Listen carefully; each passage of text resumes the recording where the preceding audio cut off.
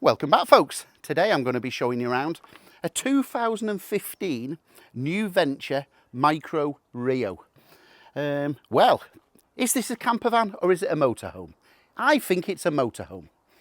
The line is a little bit blurred between the definition of a motorhome and a camper van, but generally speaking, this is a motorhome. So motorhome, the manufacturer has gone into a van supplier, cut off the front of the van. It's built onto a chassis, and the home part is a unit that is fitted onto the van part. So that's where a motorhome is that's how it's generally classified. As opposed to a camper van, this is one I supply quite regularly. This is a 1999 Auto Sleeper Duetto camper van. Now this is just a van, so you can't quite see on the camera, it may come round. The side of the van is just a van, so they've just added the windows. On this particular one, it's the high top, so there's a fiberglass high top, but it is a van. It's not been cut down the side, a motorhome part has not been added to it. It is just a camper van. So generally the camper vans are smaller and they are just a van conversion, and generally the motorhomes are larger. However, on this occasion, this is virtually, I would say, the smallest motorhome in the world. The only times the lines get a little bit blurry between a camper van and a motorhome, the Roma home. I've been supplying these for many years, and the reason I like them because they have the fiberglass body. So this is one of those where it doesn't quite fit into a category as such because it's got the van chassis. This was built on a Citroen C15. Roma Home then cut it back there and added the home section to it, which is a full fiberglass unit. This particular one's the high-low section, high-low one version. So there's a couple of clips in there, and there's one I made earlier. That's another one that's just arrived in stock. So that's a Roma Home high-low, but as you can see, the roof has been elevated to give standing room. So this is where it gets a bit blurred because this is, I think it's a camper van. It's not big enough to be a motorhome, but it's definitely got the home section fiberglass put onto the van. Anyway, I digress. So let's have a look around this. So this is a 2015 new venture. Now just getting, it's a very sunny day, so I'll just get in the shade. This particular one was built on a 2015, December 2015 Peugeot Expert chassis.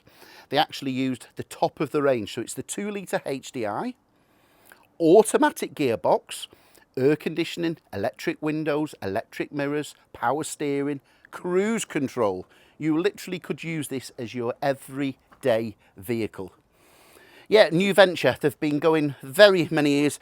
I think next year is the 30th birthday. They've been going at the same factory, so daughter and father company, family owned, for 29 years in Wigan.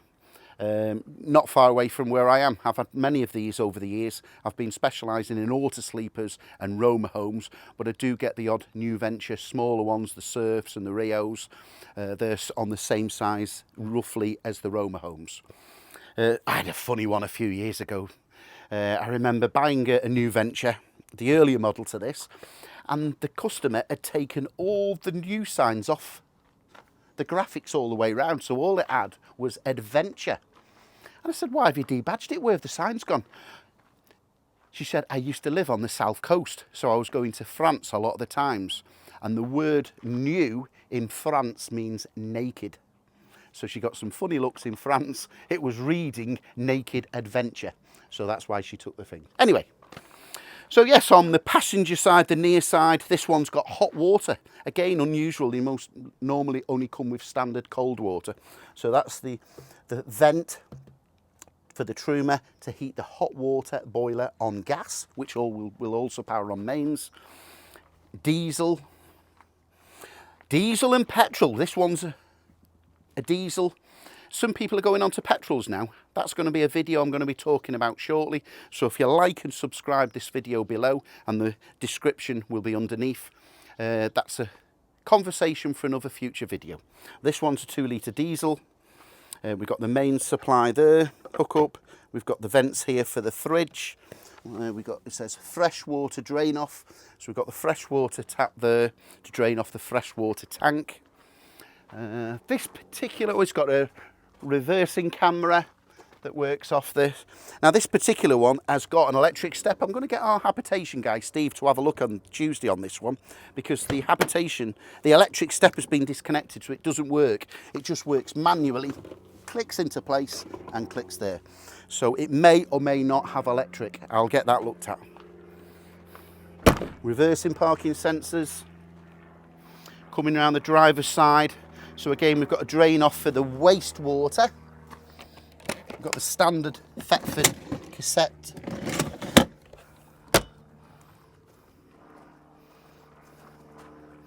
It's got onboard gas bottles. Yeah, there's a few clues when buying a motorhome, just a few tips. If somebody has had a vehicle for a long time, then generally that's a good point. It means they've liked it, they've enjoyed it, and it's done what it should have done. This particular, the last owner, retirees, they went in and bought this brand new in 2015, so they've had it for 7 years. The one and only owners. So they must have enjoyed it. Similarly, new venture have been in the same factory, the same premises, same family ownership for 29 years. So that just gives you a clue that the build quality is there. Okay. Yeah, so I was showing you those couple of Roma homes. They're the high-low version. Oh, just coming around with the camera. If we go past here, if we go past the elephant in the room, but joking apart, we will be talking about the elephant room in a future video very shortly. So as I say, if you like and subscribe to this video, you'll be first to find out. So that is another Roma home. This is again on the C15 chassis. But this has got the permanent high top, so this is the high top version of the high-low version, so that's permanently on that structure. Okay, let's go for a drive. Let's go for a little drive, and then I'll take you inside, folks.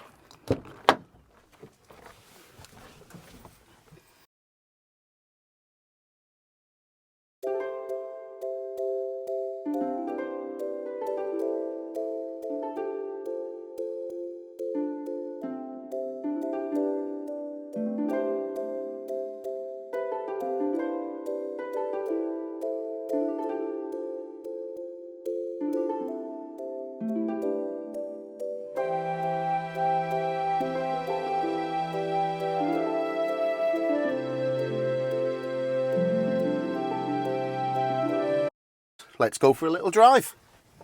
Seatbelt on. It's a warm day today, but this has got air conditioning.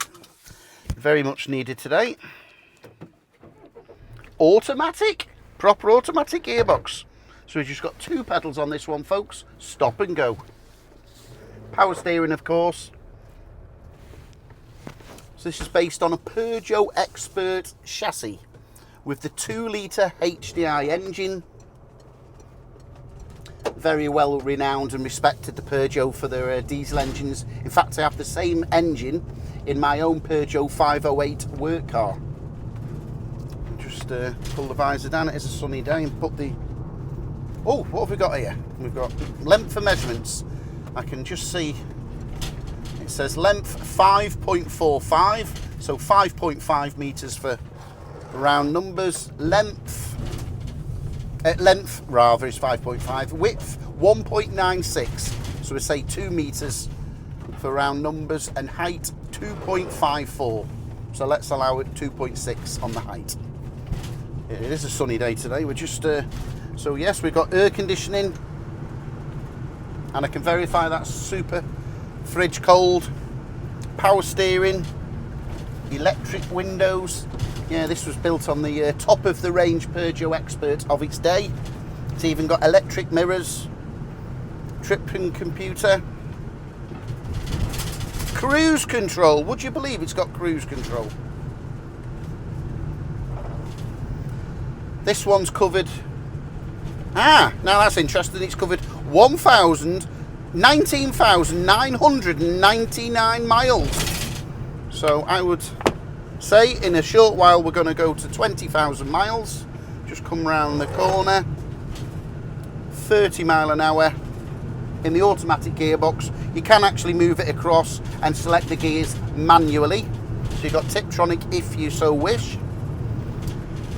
Yeah, one of my corny catchphrases, you won't be winning any races in this camper van. Actually, I think you will be winning a race in this small motorhome. Admittedly, it might only be against another motorhome, but we'll just accelerate now. We're on the national speed. Oh yes, that's picking up quite nicely. 55, we're approaching 60, we'll just slow down. Wow, yes. So this has got the later 2 litre HDI turbo diesel in. Some of these only came with the 1.6, but this was the top of the range, so they coupled the 2 litre with the automatic gearbox. Just coming round. This just drives like a car. It's absolutely fantastic. Yeah, a single traveller or 2 travellers would just, you could cruise around Europe or use this as your everyday vehicle without no problem whatsoever. Right, we're on 19999 miles. Are we going to trip it round to 20? We must be able to do that shortly. We've even got CD player, we've got remote controls here in the steering wheel for the CD player, 12 volt supply, cup holder, 2 cup holders, multiple airbags, side airbags, front drivers as well as passenger airbag, remote central locking, and there we have it. We're just going around the corner, 20,000 miles. Literally just running for a Peugeot diesel. Okay, let's carry on and I'll show you around the outside. Okay, let's have a look inside. Opening the leisure door, it's actually got a barn door on it, so I'll just demonstrate that. So we just move this lever and then you've got the ability to have, obviously, like a barn door. Just close that now, and now that's permanently closed and will open and close properly. And we've got a blackout blind to the rear leisure door. Okay, stepping inside. Oh, it's a bit tight in here, so I'll take over the camera just shortly and I'll show you in the toilet area. So it's got a full-size toilet. It's got the swivel, standard Thetford cassette toilet, drop-down bowl with hot and cold water, vanity unit, hooks-ups, toilet roll holder, mat under the floor. Yes, a good size, which is unusual in a vehicle of this size to have a full-size toilet. And this one has got the forward-facing 3-point seat belt. I'll talk about that shortly, the seatbelt law. But on this particular one, for this year, because it's post 2006, a rear passenger is only legally allowed to travel in that seat with the seatbelt. So you could have 3 travelling seatbelts lawfully, or what a lot of times happens is the driver drives along and the passenger wants to sit at the back with a table. Okay, I'll just pass the camera back. So at the rear, on the rear corner, we've got the side kitchen, got the hot and cold water, large sink area and prep area, cupboard there for all your cutlery, 3-way fridge. So we're now on mains as we are at the moment. Let's even lighten up to show. Yes, I'm holding that and that is nice, super cold. We've also got the facility to use this on the driving battery, so it won't be the leisure battery, that'll be just when you're driving. It'll keep it cold, as well as gas. And this is the gas section. We've got, what have we got, 2, 3, 4 burner hobs.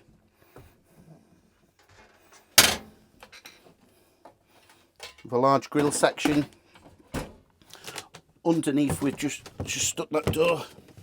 Oops. Oh, we've got a button. Why did I miss that, folks? Large section underneath there for storage. It's got the drop down vent, of course, for safety. If that was, gas is heavier than air. So if there was a gas leak of any description, because it's got the drop down vents, the gas will settle down to the floor and it'll keep you safe. These are all things that are checked on a habitation service. Obviously, before this leaves the premises, it will have a full habitation service. These are the things to be wary of if you're buying privately or it's not had a habitation certificate. So just a thing to note, I'll be doing a later video. If you like and subscribe, I know I've said that a few times in this particular video, but I've got a future video coming up explaining what's included in a habitation service. Okay, so we've got lots of cupboards, storage area. We've got the control panel here for the lights, the water, rear lights, checking the waste tank as well as the battery. Opening roof vents. Oh, I knew there was something I liked about this. It's got the mood lighting. So it's got touch mood lighting. So we've got the blue mood, we've got the bright LEDs and off. And that goes through, there's one above the camera there. And also at the front. Again, large roof area. So we can just put this in, get plenty of ventilation in the summer. We've got the blackout blind as well as the fly net if required. We've got, of course, the same on the sides. We've got the blackout blinds. These are foil covered on the reverse, so that's going to keep you cool in the summer. Today is very warm, and it will keep you warm in the winter. And of course, we've got the fly nets. So this particular configuration has got the side dinette. So you've got the table there, you can clearly see. You've got the two opposing seats. Wow, it is a belter of a day today in August in the United Kingdom. So these two seats can be set up like that with a side sofa. Both of these have an extender, so I've got this in the extension. It's just got a fold out section there. We put that cushion into place, and then you've got an extra long section here. So these could be set up as two single beds, or above here, we've got lots of accessories that are already included. So we've got the slats that will cover the middle section here. We've got an extra couple of fill-out cushions. I suspect they've never been used from new. They look brand new. They'll fill in there, and then you will have a large double bed. What else have we got up here? Fridge winter vents. That's the Truma to heat the hot water boiler. That's the winter vent again. High-vis jacket, that's a legal requirement if you go to Europe to carry one of those. A first aid kit. Oh, we've got a tripod. Now what this tripod is for this table, you just clip the table out and then we can put it in there, and hey presto, you'll be enjoying alfresco dining. Just put that back in there. And this also will act as the section for that side bed to be made up. Yeah, we've got everything you need in this small area. Lots of cupboards. So again, this is a post 2006 model, 2015. In the United Kingdom, 2006 the seatbelt law changed. Pre-2006, you could sit in a back of a camper completely legal as a passenger. It would obviously be sensible if there was a seatbelt fitted, you would want the passenger to be sat in that seatbelt. But if there was no seatbelts fitted, lawfully you can travel. After 2006, you have to have a forward-facing seat with a seatbelt. So this particular one has only got one. So on here it's got a sticker, these seats must not be used when the vehicle is in motion. Similarly on this seat. However, this seat, you could actually pay and have a lap belt fitted or a 3-point seat belt, and then you'd be able to carry 4 passengers. Okay, there's not much more to show you on this particular one. It's got the fitted carpet on the floor. It's got the hot water, as I say, underneath. Okay, I just had to edit the camera there. I know I'm getting hot and bothered and overheating, but the actual camera came up with a warning message, overheating. It is a hot day here in August. So I was just going to show you, yes, so the hot water is under this side sofa. So we've got a switch underneath here, and that will heat the hot water on mains electricity, and we've got a switch is hidden under here. It's a bit difficult for the camera to get to, but that will heat the hot water on gas. You've also got the leisure battery underneath there, and you've got all your your leisure battery control box, your mains fuse box there, and the water pump is at just on that side section. Yeah, so it's a lovely little compact motorhome. It's got everything you need, and probably things that you don't need are not included. It just hits a sweet spot. Ideal for a single traveller or 2 short travellers who are just going to travel and use the vehicle as their own vehicle. Okay, so my name's Anthony Valentine, the Camper Nerd. I'll happily answer any questions. Normally on WhatsApp is the best way forward. And my number is 0798 526 1078. Other than that, I'll catch you on that next video for some more tips and tricks of the trade. Thanks for watching, folks.